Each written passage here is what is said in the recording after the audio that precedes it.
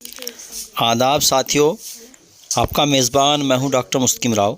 मानव आवाज़ सहारनपुर चैनल में आपका स्वागत है। उनके साथ जो अन्याय हो रहा है वो अपने बारे में आपको पूरी जानकारी देंगे, जिसके लिए हमने प्रेस कॉन्फ्रेंस बुलाने का जो मेरा उद्देश्य है वो प्रशासन की ज़्यादती और जो बायसनेस दिखाई दे रही है इलेक्शन में, उसको एम्फेसाइज करना है, आपके सम्मुख रखना है। इस प्रेस कॉन्फ्रेंस में आपको एक कागज़ दिया गया है। वो कागज़ एक नोटिस है जो रात 1:17 पर स्थानीय पुलिस ने मेरे घर पर तामील कराया है। ये उस नोटिस की बैक पे रिसीविंग है और इसमें आश्चर्यजनक बात ये थी कि इस नोटिस पे मेरे साइन करा रहे थे और मुझे इसकी कॉपी नहीं दे रहे थे। फिर जब मैंने अपने अधिकार की बात उठाई तब उन्होंने अधिकारियों से बात करके मुझे इसकी प्रतिलिपि उपलब्ध कराई। इस नोटिस की लैंग्वेज पे मैं आप लोगों का ध्यान आकृष्ट कराना चाहूँगा, खास करके इसके पैरा नंबर 1 में देखिए, सबसे ऊपर लिखा है, प्रभारी निरीक्षक थाना सदर बाजार सहारनपुर की चालानी रिपोर्ट दिनांक 27/4/23 को प्राप्त हुई, जिसमें उल्लेख किया गया है कि उपरोक्त व्यक्ति आने वाले आगामी नगर निगम चुनाव में, खास एम्फेसाइज करूंगा, बढ़ चढ़कर हिस्सा लेकर एक दूसरे के संपर्क में मोहल्ले में आना जाना लगा रहता है, जो चुनावी गतिविधियों में लिप्त होकर शांति व्यवस्था भंग कर सकते हैं। अब इस पर्टिकुलर यही शब्दों से मैंने जो एम्फेसाइज किया है, जिन पे मैंने ज़्यादा बल दिया है, और ये नोटिस मिला है नगर मजिस्ट्रेट महोदय की ओर से।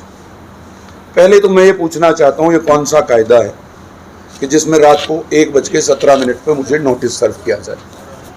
इन पुलिस अधिकारियों को नोटिस जारी करने से पहले मेरा कोई आपराधिक इतिहास है या नहीं है, ये जानना चाहिए था। और इसकी लैंग्वेज मुझे खास करके आपत्ति है, जहां कहा गया है कि चुनाव में बढ़ चढ़ कर हिस्सा लेकर। अरे मैं प्रत्याशी हूं भाई, आप क्या चाहते हैं कि मैं घर बैठ जाऊं, मैं चुनाव में बढ़ चढ़ कर हिस्सा ना लूं? ये एक नहीं है, ये प्रशासनिक दमन चक्र है। मेरे छोटे भाई को भी जमानत ही करानी पड़ी है, हमारे अध्यक्ष जी, नगर अध्यक्ष वरुण शर्मा जी और तमाम तर साथियों पर इसी तरह के नोटिस भेजे गए। अब पहला सवाल तो ये पूछना चाहता हूं कि ये नोटिस भारतीय जनता पार्टी के कितने कार्यकर्ताओं या प्रत्याशियों पर इन्होंने चस्पा किए हैं, इन्होंने भेजे हैं, इन्होंने सर्व किए। मैं यहाँ 2 दिन पहले भी मुझे पता लगा, एक मैंने वीडियो देखा है, एक कयादत वाले कोई नेताजी हैं। तो मैं कयादत वाला अनपढ़ नेता नहीं हूं, मैं जानता हूं इसका रिवीजन लाई करता है। और क्योंकि लोकतंत्र है और लोकतंत्र में सबसे बड़ा शस्त्र होता है विरोध, अव्यवस्था का दमन का विरोध। तो ये नोटिस मुझे 2 तारीख के लिए हाजिर होने के लिए कहा गया है और 2 तारीख को मैं हाजिर होकर मैं कोई जमानत नहीं लूंगा, कोई मुचलका नहीं भरूंगा। साहब, प्रशासन ने नोटिस सर्व किया है तो प्रशासन मुझे गिरफ्तार करे। मैं हक के लिए, अपने भाइयों के हक के लिए इस राजनीति में आया हूं। मैं दबूंगा नहीं, मैं दमन का हर भाई के लिए, इस शहर के आखिरी नागरिक के हक के लिए मैं लड़ूंगा। मुझे प्रशासन जितनी देर बार जेल भेजना चाहे मैं जेल जाऊंगा, मैं जाने के लिए तैयार हूं। और 2 को एलानिया, मैं कोई मुचलका नहीं भरूंगा, कोई जमानत नहीं लूंगा। मैं चाहता हूं कि प्रशासन ज्यादती का परिणाम देखे और मुझे गिरफ्तार करे। एक दूसरा, प्रशासन लगातार हम लोगों को या विपक्षी पार्टियों को, सत्ता दल के विपरीत, उनकी परमिशंस में इतनी पेचीदगियां हैं। मेरे कार्यालय को खुलने की परमिशन 19/4/2023 में दी गई। कभी ईद का बहाना, कभी अधिकारी ना मिलने का बहाना, कभी ये बहाना, कभी वो बहाना। 23 तारीख में परमिशन बामुश्किल तमाम हमें मिली। अशोक जैन, हमारे पार्टी के पुराने कार्यकर्ता बुजुर्ग, स्कूटर पे दिन सुबह शाम दिन रात चक्कर लगाते रहे, तब वो परमिशन हमें मिल पाई। उसके अलावा हमारी जो गाड़ियाँ हमें ट्रैवल के लिए इस्तेमाल करनी है, बीइंग कैंडिडेट, जो अनुमन्य वाहन होते हैं, उनका प्रार्थना पत्र भी 24/4 को दिया गया और उसकी परमिशन कल शाम को मुझे 27 तारीख को प्राप्त हुई और चुनाव में कई दिन शेष रह गए। और इसमें सबसे हास्यास्पद और वो बात जिस पर मेरा विरोध है, वो बात ये है कि वहाँ स्थानीय पुलिस ने जैन साहब को मौखिक रूप से ये कहा कि इसमें अपने 5 समर्थकों के नाम प्रत्याशी के लेटर पैड पे लिख के लाइए, तभी हम परमिशन देंगे। मैंने जैन साहब से कहा कि लिखित में ले लो, तो प्रशासनिक वो पुलिस अधिकारी ने लिखित में देने से मना कर दिया। ये कानून, ये चुनाव, ये गोपनीय चुनाव व्यवस्था है संविधान प्रदत्त। ये कौन सा कायदा है कि समर्थकों के नाम डिस्क्लोज करूं? ये गाली है, लोकतंत्र को गाली है, ये निष्पक्ष चुनाव को गाली है। ये पूरी तरह से दबाव, प्रशासनिक दबाव बनाने का काम शासन और प्रशासन करता है, जिसकी मैं घोर निंदा करता हूँ। इसके अलावा तीसरा बिंदु मैं आपको दूंगा। प्यारे साथियों, सम्मानित पत्रकारों,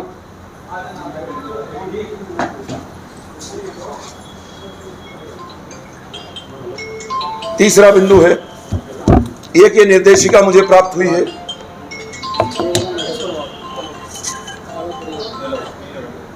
ये निर्देशिका मुझे रिटर्निंग ऑफिसर के कार्यालय से प्राप्त हुई है, जिसमें चुनाव के लिए नियम और निर्देश, इसका विशेष उल्लेख करूंगा। इसके पृष्ठ संख्या 4 पर और प्रस्तर ग इसमें उल्लेखित है, मत प्राप्त करने के लिए जातीय, सांप्रदायिक और धार्मिक भावना का परोक्ष या अपरोक्ष रूप से सहारा नहीं लिया जाएगा। आपको ज्ञात होगा कि गुर्जर सम्मेलन के नाम पर भारतीय जनता पार्टी के कार्यालय में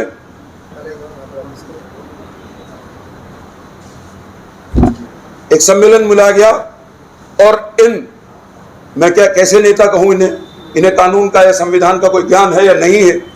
इन नेताओं के पीछे जो बोर्ड लगा है उस पर गौर करिए। उस पर लिखा है, नगर निकाय चुनाव 2023 जनपद सहारनपुर गुर्जर सम्मेलन।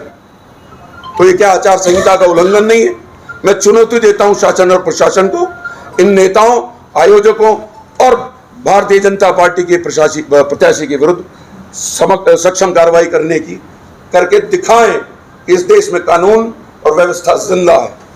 और मैं गौर दिलवाना चाहूंगा आपको, क्योंकि आप पत्रकार साथी हैं। आप नामांकन 17 को हुआ था, 17 को हमारी परमिशन कार्यालय खुलने की 23 तारीख थी और भारतीय जनता पार्टी के कार्यालय उसी दिन खुल गए थे। इतनी त्वरित परमिशन की व्यवस्था भारतीय जनता पार्टी के लिए किस प्रकार है निष्पक्ष चुनाव में? ऐसा कैसे संभव है? इस निर्देशिका में बहुत सारी चीज़ों का उल्लेख किया गया है, बैनर का है, झंडे का है, पोस्टर का है और धनराशि का भी। अगर प्रत्याशी के समर्थन में कोई चुनावी सभा रैली होगी तो उसका खर्चा प्रत्याशी के खाते में जोड़ा जाएगा। माननीय मुख्यमंत्री की चुनाव रैली के टेंट और सारी व्यवस्था का आकलन निष्पक्ष रूप से कौन सा चुनाव आयोग करेगा। इस शहर में भारतीय जनता पार्टी के बिना अनुमति के घूम रहे प्रचार वाहनों, झंडे, बैनर, पोस्टर और स्टिकरों का इनका आकलन कौन करेगा? ये हिंदुस्तान धनबल के चुनाव से नहीं, ये दिलों की ताकत, प्यार और मोहब्बत से जीते जाने वाला चुनाव है। शासन से अनुरोध करूंगा और चुनौती देता हूं, ये दमन बंद कर दीजिए। धन्यवाद। इन लोकतंत्र में जब दमन और ज्यादती होती है तो उसके लिए आवाज उठाना और विरोध एक शस्त्र है। और मेरा विरोध है कि नोटिस में मुझे 2 तारीख को बुलाया गया है। मैं 2 तारीख को जाऊंगा, ना कोई मुचलका भरूंगा, ना जमानत लूंगा। प्रशासन मुझे जेल भेजे, मैं तैयार हूँ। क्या मानते हैं विपक्षी पार्टियों को लेकर कुछ ना कुछ भेदभाव किया जा रहा है प्रशासन के द्वारा? क्या मानते हैं? पूरी तरह से भेदभाव किया जा रहा है। और भेदभाव आपको कहाँ झलकेगा? Double engine, triple engine. अरे इंजन कब लगाए जाते हैं? पहले वाला इंजन कमजोर हो तो दूसरे की, अब तो दूसरा भी कमजोर हो रहा है तो ट्रिपल इंजन। इनके पैरों के नीचे से जमीन खिसकी हुई है, क्योंकि जनता उस धर्म के झुंझुने से बाहर आ चुकी है।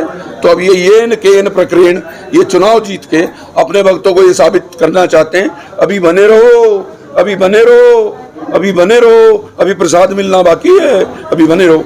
4 मई को निर्वाचन का दिन समय है सहारनपुर में, और 2 मई को आपको ऑफिस में आने के लिए कहा गया है नगर मजिस्ट्रेट का। तो क्या आपका नया स्टैंड होने वाला है, क्या प्लेटफॉर्म होगा? देखिए, चुनाव अगर 2 तारीख तक प्रचार का समय है शाम के 5 बजे तक, तो उतना समय मुझे विधिवत रूप से चुनाव प्रचार करने के लिए मिलना चाहिए था। उसके बाद चुनाव, तब मैं चुनाव में चेहरा हूँ प्रचार में, और 2 तारीख के बाद ये मेरे सब साथी, तमाम तर साथी जो हर गली मोहल्ले तक पहुंच चुके हैं, इन्हें चुनाव लड़ना है। मुझे तो निर्देश भी होगा कि घर बैठ जाइए वरना बंद कर देंगे, ये भी आने वाला होगा। क्या कांग्रेस के प्रचार से कोई बौखलाहट दिखाई दे रही है दूसरी पार्टियों को? बिल्कुल बौखलाहट दिखाई दे रही है। यहाँ जो चुनाव प्रचार है, जो मैं ऑब्जर्व कर रहा हूँ, वो ध्रुवीकरण का चुनाव प्रचार है। एक केसरिया बालम, एक हाथी पे सवार, अब उनका पता ही नहीं है वो करना क्या चाह रहे हैं। बहुत सारी वीडियो में देख रहा हूँ, कभी वो बहन जी को गाली दे रहे हैं, कभी उस पार्टी को किसी को गलत कह रहे हैं, और कभी उसका समर्थन कर रहे हैं। मतलब this is totally hopeless thing what is happening in Saharanpur. आपने अपने संबोधन में सीएम की रैली तक को, उसके खर्चे को भी सवालों के घेरे में रखा है, वो क्या मामला है? भाई, हर प्रत्याशी के लिए चुनाव में एक खर्च की सीमा निर्धारित है। उस खर्च की सीमा के अतिरिक्त अगर आप कर रहे हैं तो आपका चुनाव रद्द किया जा सकता है। इसलिए इंगित किया है कि वहां मुख्यमंत्री की चुनावी रैली के टेंट को ही जोड़ लीजिएगा, उसके टेंट को ही जोड़ लीजिएगा, तो आपको चुनाव खर्चे की लिमिट तो भाजपा प्रत्याशी खत्म कर चुके। तो इतना आप मजबूती के साथ कैसे कर सकते हैं? वो खर्चा जो है वो भाजपा प्रत्याशी का दिया गया। निर्देश में यह है कि अगर प्रत्याशी के पक्ष में कोई चुनावी सभा प्रचार की होगी, उसके लिए वोट मांगे जाएंगे, उसके लिए समर्थन मांगा जाएगा, तो वो खर्च प्रत्याशी के खाते में जुड़ेगा। आपके शिकायत चुनाव आयोग को की है? किसके बारे में?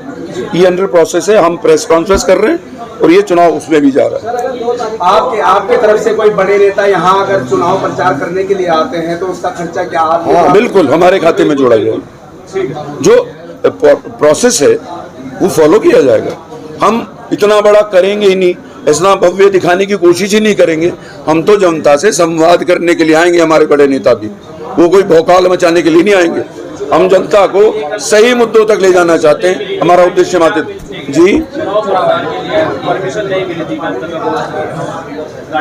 जो आपकी परमिशन नहीं हो पा रही थी, क्या परमिशन मिल चुकी है कांग्रेस? वो कल शाम मिली है और उस पे भी मेरे विरोध, उच्चाधिकारियों तक विरोध करने के बाद, क्योंकि उसमें 5 समर्थकों के मेरे लेटर हेड पे नाम मांगे जा रहे थे। जब मैंने समझाया यहाँ गोपनीय मतदान की व्यवस्था हिंदुस्तान में, चुनाव प्रक्रिया गोपनीय है, आप उसे गाली नहीं दे सकते, तब उन्होंने मजबूरन साइन किए। आगे इतना कम समय रह गया है, इतने कम समय में आपको जो है प्रचार की परमिशन मिली है, तो क्या कहेंगे? कांग्रेस की विचारधारा जनता के दिलों तक पहुंच चुकी है। राहुल गांधी की 3500 किलोमीटर की यात्रा एक बहुत अच्छा संदेश कि इस देश में परिवर्तन की बिहार की आवश्यकता है, वो पहुंच चुका है। मुझे इतना प्रचार करने की जरूरत ही नहीं है कि बाद में मैं कहीं डाक बंगलों में जाके आराम करूं, वो पहाड़ में मसूरी के किसी इतना मैं तो जनता से बहुत सीधा सा निवेदन कर रहा हूँ। चुनाव आयोग को भी आप जो है कटघरे में खड़ा करेंगे इसके बाद में? बिल्कुल, जो भी legal flaw, legal remedy available to me है, I will go with that. Sir, 2 तारीख को अगर आपसे कोई प्रशासनिक कार्रवाई होती है तो पार्टी की अग्रिम रणनीति क्या रहेगी? पार्टी की अग्रिम रणनीति ये रहेगी कि मेरा चुनाव बाधित करने के लिए मुझे गिरफ्तार किया गया है, और उसका जो भी मैं कह रहा हूँ, जो लीगल रेमेडीज हम ले सकते हैं, we will go with them.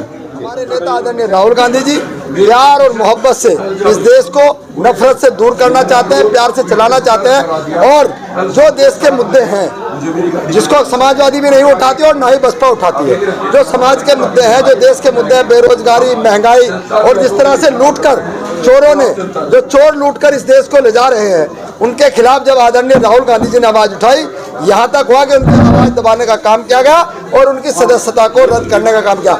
मैं अभी के विधायक को इसी केस में 3 साल की सजा हुई मानहानि वाले में, परंतु उन्हें 16 दिन का समय दिया गया और राहुल गांधी जी को 1 मिनट का भी समय नहीं दिया गया उनकी सदस्यता में।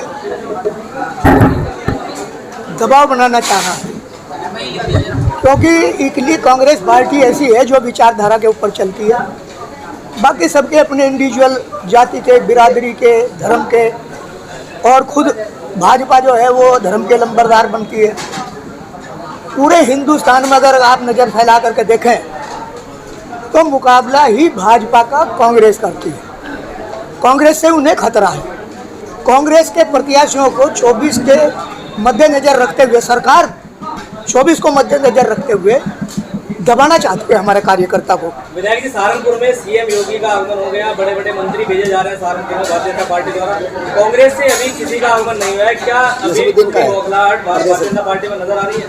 नहीं, हमारे यहाँ तो हमारे नेता आएंगे, लेकिन हमारे नेता इस वक्त 2 जगह लगे हुए हैं।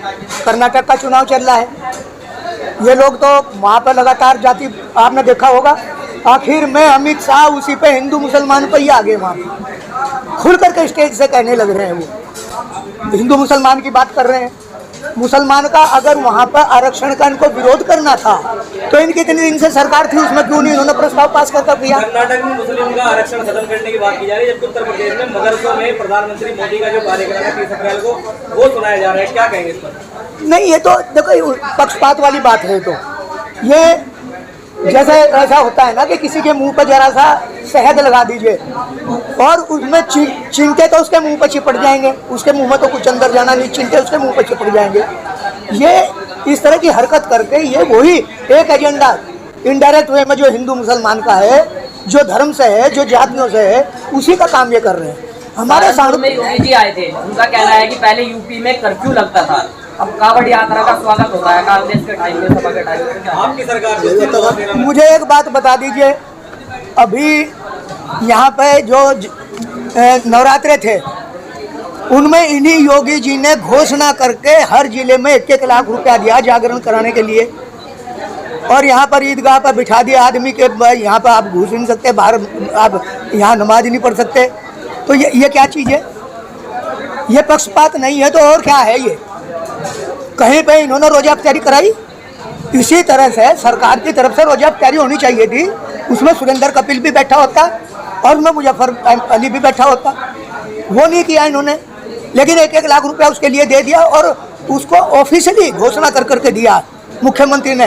तो मुख्यमंत्री कितना ही चोला बदलने की कोशिश करें और कितना ही चोला बदलने की कोशिश करें हमारे प्रधानमंत्री, लेकिन उनका जो भेड़िया उसके रूप में जैसे लेकर के, उसके एक कहावत है सियार के उसमें रंग रख करके, वो उनकी कोशिश है, लेकिन वो किसी से छुपी नहीं है।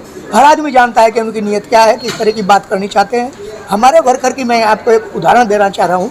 अभी हमारे ये वार्ड 24 है, यहाँ पर ये इस पे रामनगर, गोविंद नगर वगैरह का, आप वहाँ जा कर के देखिए 150 आदमियों के ये मुचल का पाबंद किए गए हैं। 150, एक आदमी उनमें दिखा दो कोई भाजपा का समर्थक हो, एक आदमी दिखा दो। मैं सिर्फ एक आपको वार्ड का उदाहरण दे रहा हूँ, आप पूरे जगह जा कर के देख सकते हो। दूसरे प्रत्याशी, केवल कांग्रेस की बात नहीं है, दूसरे सब प्रत्याशियों को हरेस किया जा रहा है, उनको इजाज़त देने के लिए। आप जा कर के देखिए झंडे सबके घरों पर लगे हुए हैं भाजपा के, लेकिन कोई दूसरा लगाएगा तो वो तुरंत उसमें आ जाएगा 107-17। सरकारी पोल भी लगा रखे हैं, सरकारी पोल भी लगा रखे हैं। हमें इसका फेस करेंगे जो लोकतांत्रिक तरीका है।